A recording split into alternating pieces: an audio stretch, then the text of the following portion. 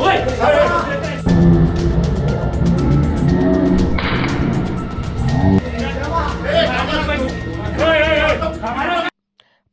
હેમચંદ્રાચાર્ય યુનિવર્સિટીમાં તારીખ 8મી ડિસેમ્બર રવિવારે રાત્રે યુનિવર્સિટીની હોસ્ટેલમાં રોકાયેલા બાસ્કેટબોલના ખેલાડીઓએ એક રૂમમાં દારૂની મહેફિલ માણી હતી.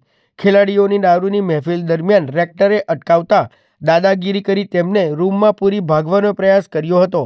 આ મામલે યોગ્ય કાર્યવાહીની માંગ કરીને NSUI અને કોંગ્રેસના ધારાસભ્ય કિરીટ પટેલ દ્વારા ચીમકી આપવામાં આવી હતી, જેના પગલે આજે ધારાસભ્ય સહિત NSUIના સભ્યો યુનિવર્સિટીમાં ભૂખ હડતાલ પર ઉતર્યા હતા અને સૂત્રોચ્ચાર કરીને ઉત્તર ગુજરાત યુનિવર્સિટીમાં ઘૂસ્યા હતા, જ્યાં પોલીસે ગેટ બંધ કરી દેતા ધારાસભ્ય અને NSUIના કાર્યકર્તાનું પોલીસ સાથે ઘર્ષણ થયું હતું.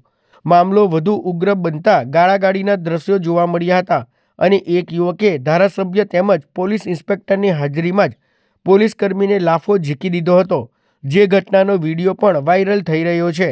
ત્યારબાદ કુલપતિની ચેમ્બરમાં ઘૂસી કડક ચેતવણી આપીને ધરણા પ્રદર્શન પર બેઠા હતા.